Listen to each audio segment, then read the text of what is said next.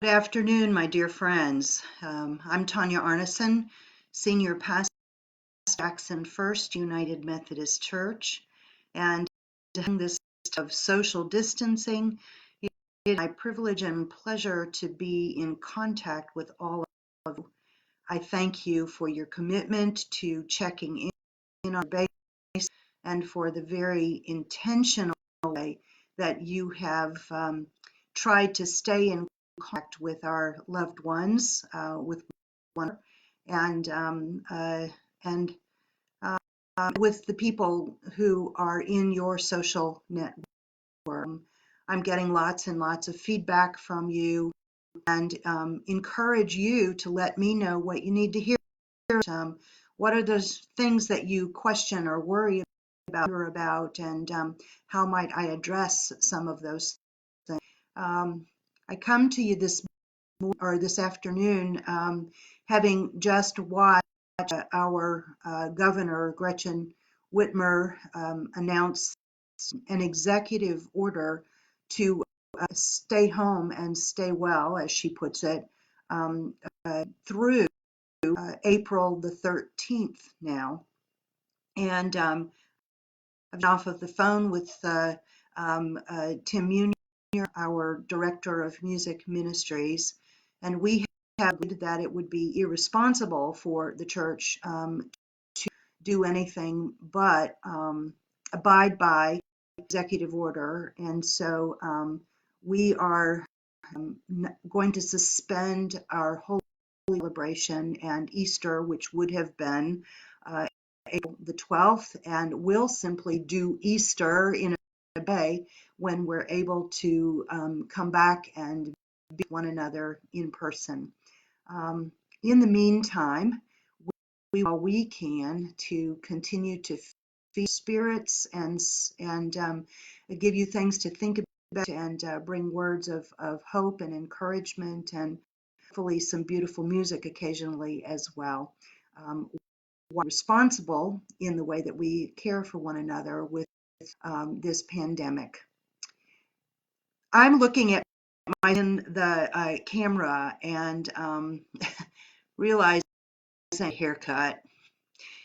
And I awoke this morning feeling pretty aggravated and frustrated that the day before my scheduled haircut appointment last week, salon was closed, and told that they would not open at least until April the 13th.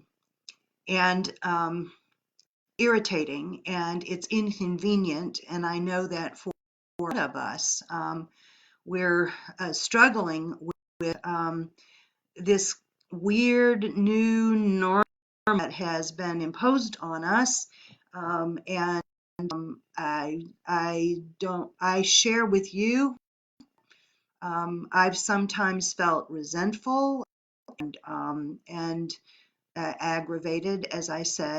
And then in my prayer time this morning, is thinking about Kim, who's been doing my hair since 2005 and has become a friend of mine now. She's a single mom, and what is a situation or an inconvenience for her or me can become a life crisis for her. She won't be for another month. And then I thought of all of the people in our restaurants and salons and just all who rely on people act in order to earn a living. The Lord corrected me and reminded me that my inconvenience can be much deeper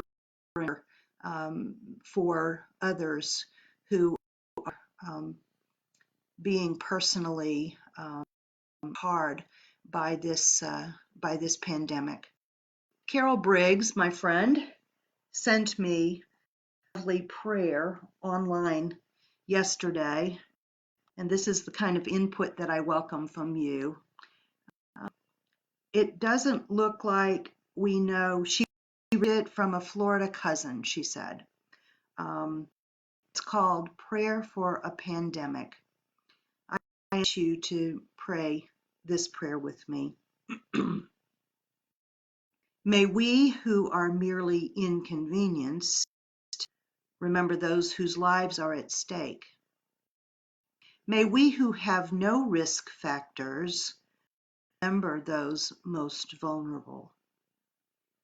We who have the luxury of working from home remember those who must choose between preserving their health and making their rent. May we who have the ability to care for our children when their schools close remember those who have no options. May we who have to cancel our trips or those that have no safe place to go. May we who are losing our money in the tumult of the economic market remember those who have no market at all. May we who settle in for a quarantine at home remember those who have no home. Fear grips our country. Let us love. During this time when we cannot wrap our arms around each other, let us find ways to be the loving of God to our neighbors.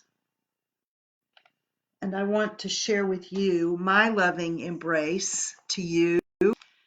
This is from Paul's letter to the church in Philippi, separated by distance, and he was imprisoned when he wrote this letter to them, which is kind of what this social distancing feels to me. Philippians chapter 1, verse 3. I thank my God every time I remember you, constantly praying with joy in every one of my prayers for all of you, because of your sharing in the gospel from the first day till now. I am confident of this, that the one who began a good work among you will bring it to completion by the day of Jesus Christ. It is right for me to think this way about you, because you hold me in your heart. For all of you share in God's grace with me, both in my imprisonment and in the defense and confirmation of the gospel. For God is my witness, how I long for all of you with the compassion of Christ Jesus. And this is my prayer. My friends, this is my prayer for you, that your love may overflow more and more knowledge and full insight to help you determine what is best, so that in the day of Christ you may be pure and blameless, having produced the harvest of righteousness that comes through Christ for the glory and praise of God. My brothers and sisters, this is my love letter to you. And God's love letter to us, I think, is this. In the midst of this hardship, God will find a way to bring blessing and holiness, peace in and through us. Be at peace today, my friends, and we'll see you tomorrow.